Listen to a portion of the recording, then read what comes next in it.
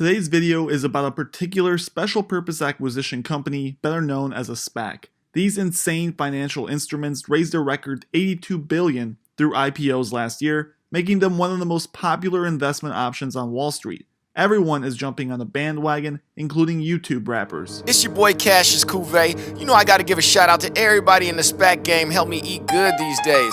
Man, it's crazy. If you win the SPAC game, you know what I'm talking about. But with this quick rise to popularity, SPACs have had a change of faith. In fact, most SPACs IPOing on the markets today are straight up frauds. Companies that intend on merging with businesses that have no cash flows or even products. This rise in fraudulent investments has brought out the SEC to begin investigating some of these companies, and along with a market downturn, SPACs are essentially dead. Most are trading at or near NAV levels, and the hype surrounding them has diminished severely. The SPAC king himself looks defeated and worried. This video, however, explores the diamond in the rough, the world's largest and most underrated SPAC, Bill Ackman's Pershing Square Tontine Holdings, a blank check company that I regard as my tickets to millions. Today we go over the reasons why this SPAC is different, the potential companies they're targeting, and why PSTH is one of the safest, high-growth investments you can make right now. We begin with the origins. Pershing Square Tontine Holdings was created July 21st, 2020 by Bill Ackman, the world-famous hedge fund billionaire whose bet that stocks would plummet following the 2020 outbreak netted him and his investors billions of dollars in profits. PSTH in its most simple form is essentially what they call a blank check firm. Essentially, you, the investor, pay for shares, that money is put into a trust, and Ackman and his team go out to find a private company to bring public with that money. The hope is that Ackman and his team find something valuable, and the resulting value gives you, the investor, a return on your original investment. It's a bit more complicated than that, but for a start, that's how it essentially works. Instead of me explaining the more complicated details, here is Bill back in July selling PSTH on national television. Take a listen. You must be pleased with this performance from your new SPAC. Tell us just the details of the SPAC. 200 million shares, $20 a pop, plus a fraction of a warrant to be executed if wanted at what, $23? Actually, the story is this is a company that has $5 billion of capital that's now listed on the New York Stock Exchange, and we've designed the most investor-friendly structure in the history of SPACs without any form of compensation for the people doing the work, which really aligns our interests with our shareholders. And really happy with the reception we got during the roadshow process, and we put together, I think, one of the greatest collections of investors in the world to partner with us in what we're trying to do, which is to buy a minority interest in a very high-quality growth company that we're going to take public in an IPO. There's some other bells and whistles and things we've done to design a structure that is both investor friendly to shareholders, but also merger friendly to our potential partner. And that, I think, will enable us to make a deal that's good for both parties. One of the primary motivations for this SPAC is the fact that Bill believes that the private market is saturated with what he calls mature unicorns. You see, businesses typically, once large enough, go public, becoming listed on various stock markets. In rare cases, large, successful billion-dollar companies remain private. Think of every single large company you interact with. Most of the time, you can find their stock ticker on the Robinhood app, but sometimes these businesses, for one reason or another, remain behind closed doors and leave opportunities for SPACs. The reasoning can vary from company to company. For an example, the controversial yet popular Chick-fil-A. By every financial measure available, Chick-fil-A is one of the world's most successful restaurants. Each location brings in more money than nearly every other franchise food business out there while remaining closed on Sundays. Chick-fil-A, to this day, remains a private company owned by the Cathy family, evangelical Christians who are very outspoken against the possibility of taking their business public. These types of private unicorns are becoming more and more common because of certain conditions in private equity. You can hear Bill explain this here. Sure. So we're doing this because we think we can create a one-of-a-kind investment opportunity. What's interesting today is we have the largest number of high-quality growth companies that are private, I would say, in the history of the world, but in excess of a $10 billion market cap. That's due to really the growth of private equity. That's growth of venture capital, late-stage growth equity. That's due to the SoftBank Vision Fund. That's due to large amounts of capital that were available privately What's happened is COVID is really obviously a very big disruptive event for the economy and for markets. And precisely at a time when businesses need to raise equity capital, it's become a much more treacherous road in which to go public. And the going public process itself is always, a treacherous, risky process. It takes many months, and you don't know that you're done until the very end. Meanwhile, you've exposed your company to enormous scrutiny in the intervening period. So the basic idea of a SPAC, raising a cash shell to kind of disintermediate the traditional IPO process, get a lead investor to go search for a great business, negotiate a deal, tee it up for your shareholders, and give them an option in or an option out. I think that idea is a great one. While this concept of bringing to market a great company sounds amazing on paper, Wall Street has historically managed to mud the waters using complex loopholes, insane fees, and crazy incentive structures that give SPACs a bad name.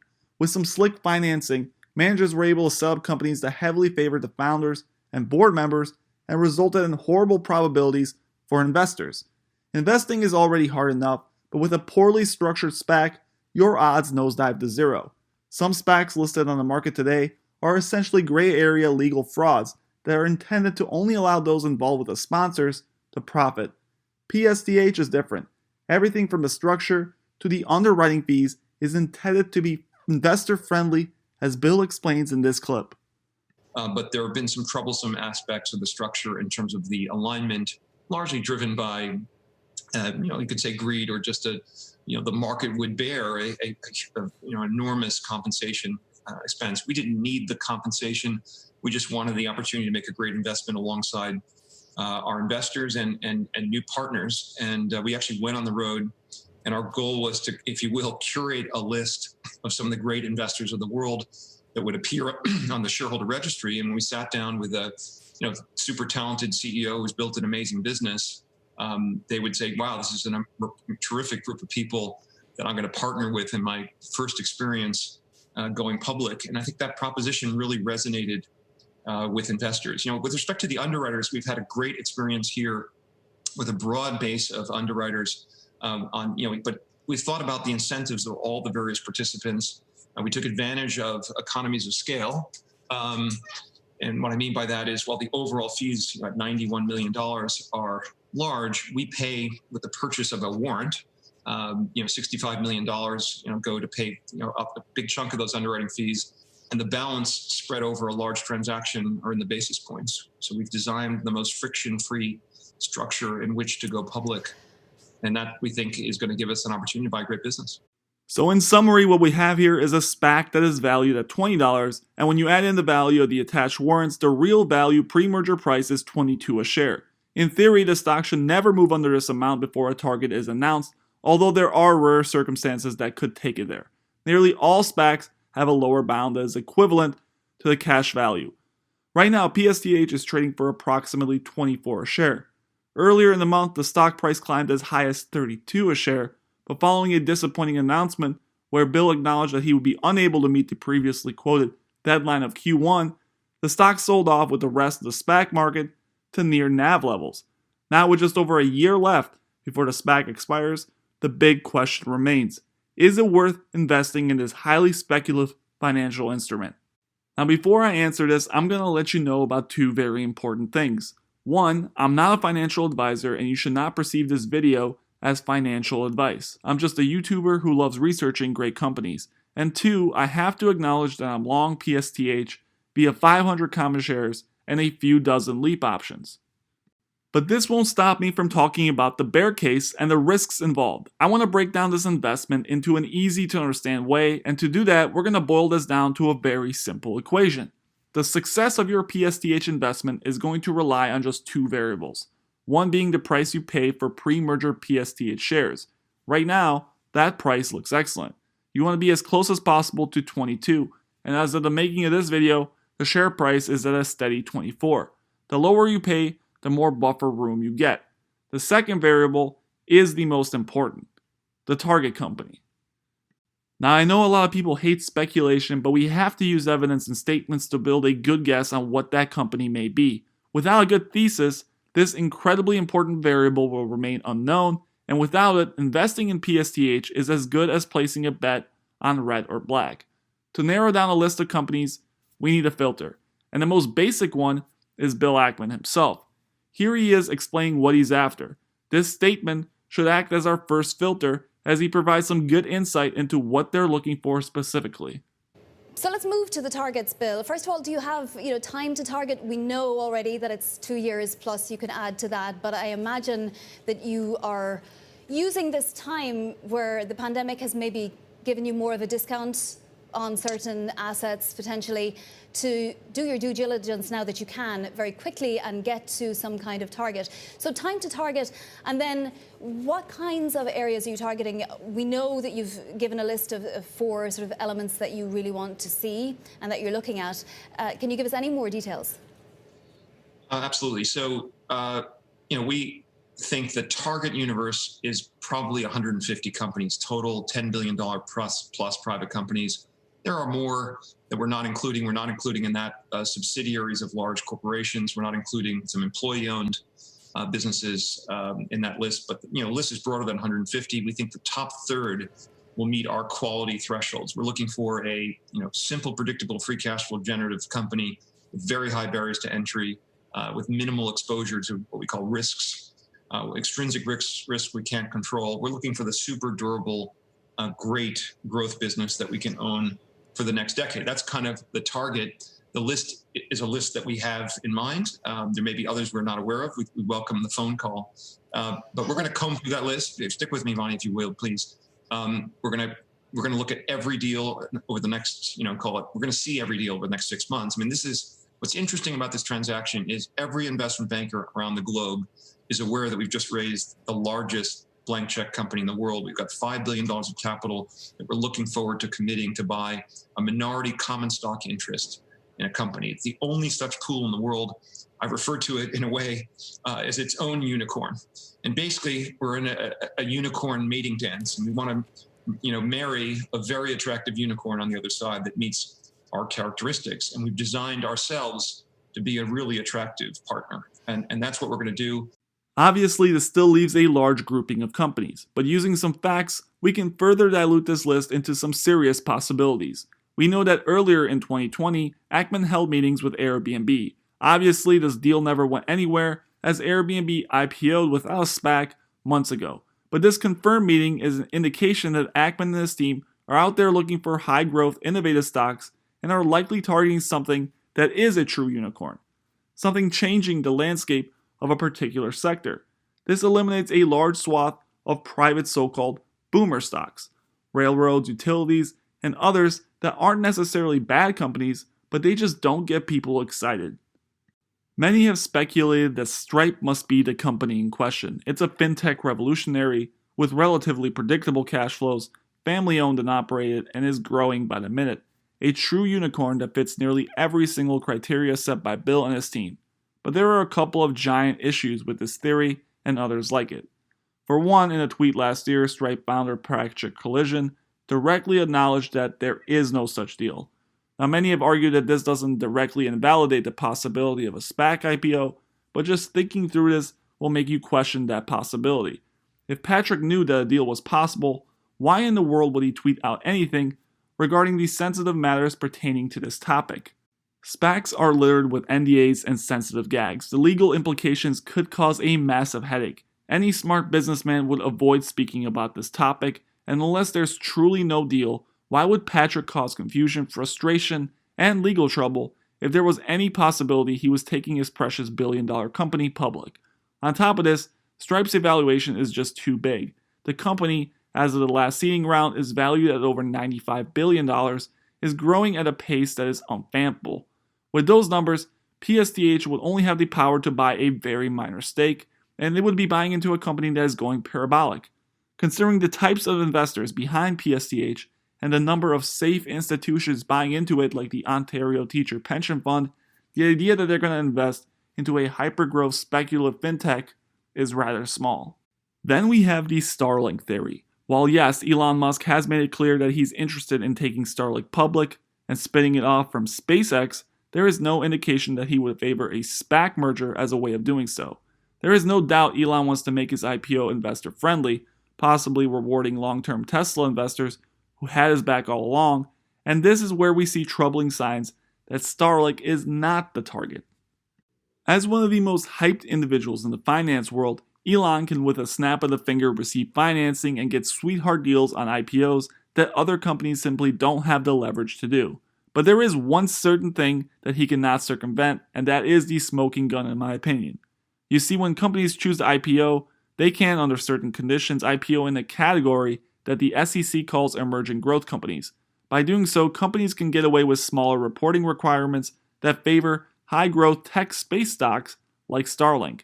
Looking at Elon's tweets regarding the Starlink IPO, you can see that he wants to wait for Starlink to increase its cash flows before even considering going public. If he was merging with a SPAC to go public, he really wouldn't care all too much about these figures, as the hype surrounding Starlink would be enough to push the market cap to literally any price he could realistically desire. On top of all this company and its businesses fall into a category that is rather unattractive to Bill and his team. Yes, you heard that correctly. If you take a listen to this clip, you will see what I mean. What I mean to say is every business is exposed to extrinsic risks, but if the extrinsic risk is one that is catastrophic, so for example, if you're an energy company and the price of oil goes down to 20 and you're bankrupt, that's not for us. We own Hilton today. It's clearly exposed to pandemic risk, but it's a business that survives through a crisis like this, becomes a more dominant business after a crisis like this. We would certainly take a look at a company like Airbnb. I've always admired the business. I've admired its economic characteristics. I know many Airbnb, I have a friend who makes a large amount of her income by renting out the ground floor of her brownstone, has had amazing experience with the company. Certainly a business we would look at, very attractive economic characteristics. We don't require that a company today is cash flow positive on an overall basis. We just require it has extremely economic, attractive characteristics, and that we can predict with a pretty high degree of confidence how those cash flows will grow over the long term. And that's the kind of business that we're looking at. While Starlink sounds like an unbelievable idea on paper, it is subject to incredible regulatory risk. Internet providers around the world fall under the umbrella of utilities. These are highly regulated industries subject to a mountain of rules, including price ceilings and reporting requirements. The idea that Starlink could provide internet around the world without government stepping in and asking for a cut is slim to none, and Bill's team is likely looking at this factor as a massive risk. This now brings me to what I believe will be the target company, and in my opinion, something pretty obvious. NBCUniversal. Now before you click off, I want to bring to light why this is likely a great target and why I believe it's pretty obvious that this will be the announcement. NBCUniversal is a subsidiary of a greater company called Comcast. Comcast has a terrible reputation in the United States. People remember them for their horrible cable service. There have been rumors swirling that this portion of Comcast would be spun off, as it remaining part of Comcast is impeding its market cap and potential growth. NBCUniversal recently created a streaming service called Peacock that is expected to grow to well over 30 million users by 2025. This is much bigger than most streaming services competing with the streaming king, Netflix. As an example, Fubo TV has just over 500,000 active users, but yet boasts a market cap of $6 billion. That's a value per user that is well over $6,500. If you use the same figures for Peacock, we can see that the expected market cap for Peacock would be around $165 billion in 2025. Those are huge growth figures, considering Comcast right now has a market cap just over $250 billion. Add that to its unique content that is fully owned with extremely popular shows like The Office, and you have what Bill calls a big fish. Two of PSTH's board members are legends in the media industry, being Lisa Garish and Michael Ovitz. Lisa Garish was the president of strategic innovations for NBCUniversal from 2007 to 2011. It's hard to find two greater influences in this spectrum in one boardroom. NBCUniversal wouldn't just be a streaming play, but it would also include subsidiaries like CNBC, NBC, USA, Telemundo, and DreamWorks. An NBCUniversal spin-off has been suggested for years, and the valuation is right in line what should be in reach for Pershing Square. Trian, another massive hedge fund, has an active stake in Comcast, and this article suggests that they're pressuring them to divest NBCU. When you add in Universal theme parks, whose revenues declined 70% from $5.9 billion to $1.8 billion in 2020, this move makes a lot of sense. an established growth company with huge potential and reliable cash flows. Thank you guys for watching, and please make sure you hit that subscribe button if you enjoyed.